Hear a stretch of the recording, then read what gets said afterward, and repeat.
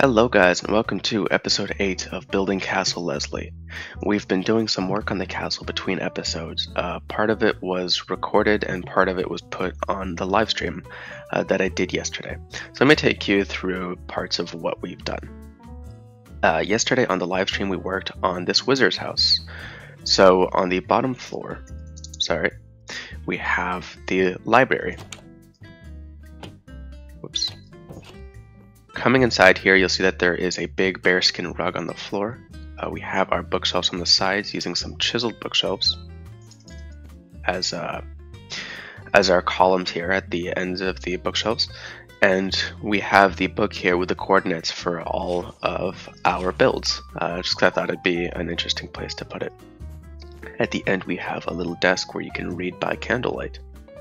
Coming upstairs, we have the wizard's quarters, and yes, they are very cluttered. I tried hard to work on the clutter for this, and this is part of the stuff that we did on stream.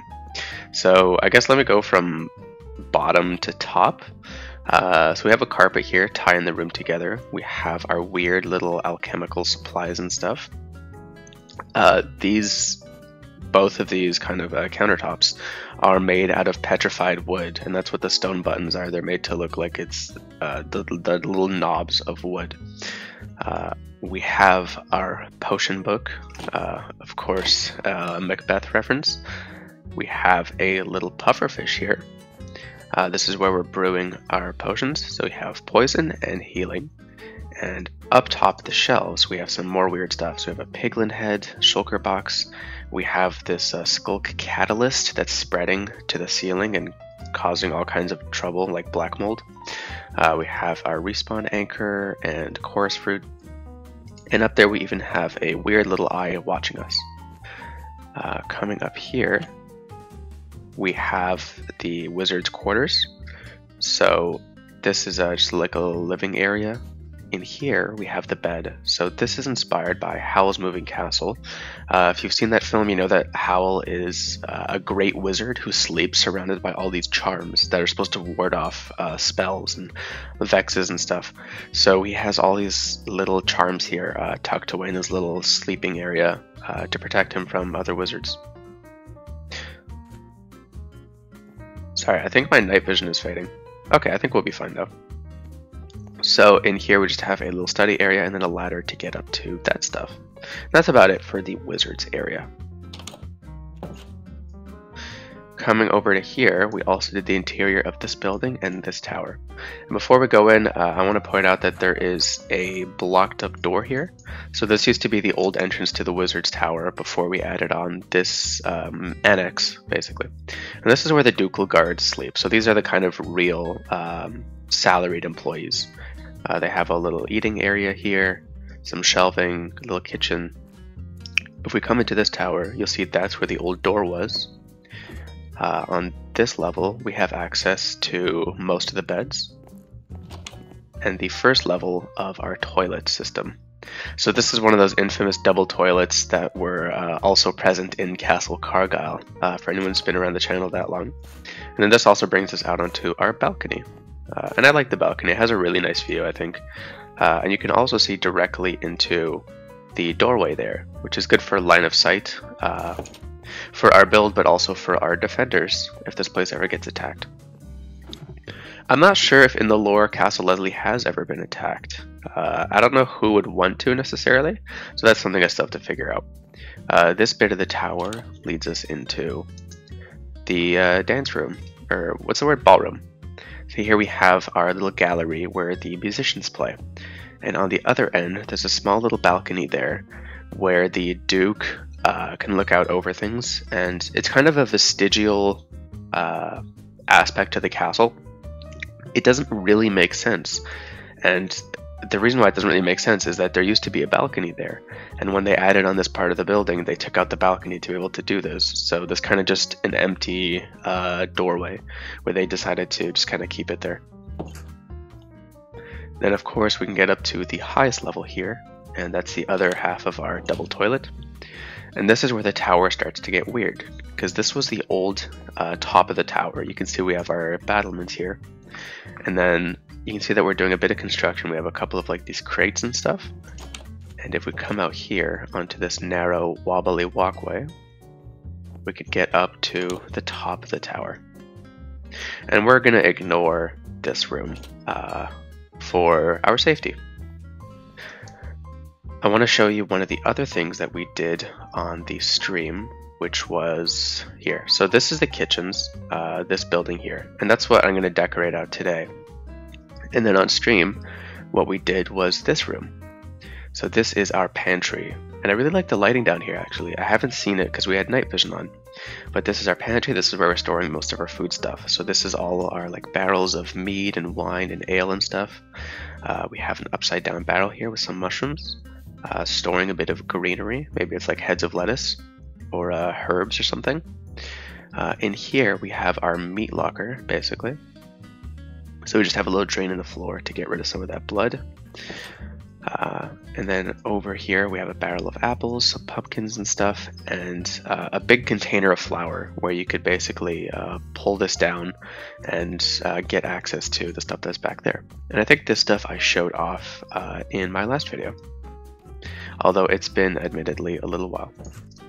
So the task for today is just to decorate out the kitchen. I don't have a lot of time to build today because I have to be going on a mini road trip.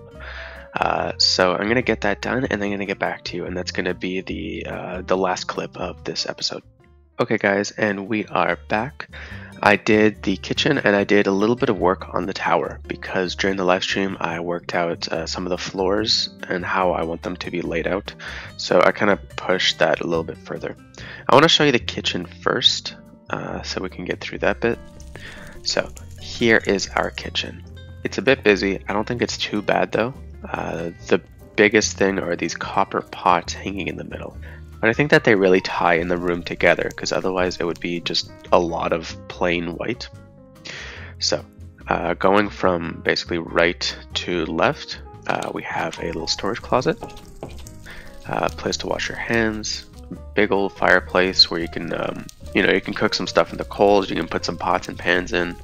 Of course, it's half burning, but not all of it has burnt down yet. We've got a bit of firewood, a little place to sit. We have some cheeses here. So one of the fun things is that if you don't use sandstone in other parts of your build, then you can use the cut normal sandstone and the cut red sandstone to look like different wheels of cheese. Here we have a countertop with some cakes on top of it. We have our pots and pans above us, and one of them here is on top of a stove. We got some bit of storage up there, a bell to let the people know basically when it's time to bring everything out. And here in the middle we have our island where we're getting ready to bring out some cuts of meat. That's about it for the kitchen. I also put up some lanterns up here just using some hoppers and chains. So I think it ties it together and I think it fits with the rest of the theme pretty nicely. It's a bit similar to other kitchens I've done before, but I'm still tying together different bits. I don't do the cheese thing often because I usually end up building with sandstone somewhere in my builds. But yeah, I'm pretty happy with that. I also wanted to just mention I did do the laundry room and I did the room adjacent to it, the building I'm in. So that's where the female servants are, and that's all blocked out on the inside. And I've been working on the layout for our other floors. If you get motion sick easily, maybe skip the next few seconds. So this is our first floor. Let me kind of explain. So this is going to be like a living room. It's going to be like a little fireplace here, probably a little sofa here, here, and here. Then you can pass through here to get to the Duke's bedroom. That's going to be one big bed with a couple of nightstands and a chest. Here we're going to have a little antechamber, probably with a little side table. And this is going to be our bathroom. So this is going to be a sink, a chamber pot, and a little bath. It sucks that the new copper trap doors are see-through because I think a copper bath would look really cool. And this is the little balcony I was talking about earlier. So that's how I'm planning on laying this stuff out. And the red wool just helps me, like visually block it out and figure out how much space I need, because it's not always clear how much space you really need for a room. this level above, we have a small council chamber here. I said in the live stream I was inspired by T17N, his latest video, and he showed off a castle with a little council chamber. And I usually do what I would call like a map room. So it's usually like a room where you have a map of the surrounding area and you have a couple chairs around it. And that's basically what this is going to be. Just the word council chamber really stuck in my head, and it made me think of like Game of Thrones and stuff. So that's why I've been using that word. Here we're going to have a big bedroom, probably for like the prince or something, or not prince, like the duke's son, or possibly for like important guests who come to visit. This is just going to be a bit of storage, another little bathroom here, and this is going to be a small bedroom. Upstairs, I'm not completely finished with deciding the color palette for this place, but I think it's going to be exposed stone for the walls, and then these interior divisions are probably going to be made out of spruce wood, because I think it should be not as nice, because we're mostly doing like very small bedrooms and armory and stuff like that. So this is more for like the servants and the guards. I want to briefly, before I leave, talk about something you should kind of think about when doing your own castles. So regarding living spaces, for the sake of space, I almost always make my like kings and queens and lords and ladies sleep in the same rooms. But if we're talking, say, late Middle Ages, they're probably not. In this period, we're probably having separate bedrooms for men and women, and the lord or whatever would just visit his wife for, say, sex or to spend time together, but they would have separate bedrooms. If we're talking more early Middle Ages, then everyone is probably sleeping in one big room. So early Middle Ages, you have a smaller castle where you just have like basically like one big bed. The lord and lady would sleep there, and all the servants would sleep on the floor around them. And even when you're getting into the later Middle Ages, I like doing bunk beds because I like being able to count the beds and say how many people live in a space. Like I'm kind of like obsessed with like that kind of like census number thing.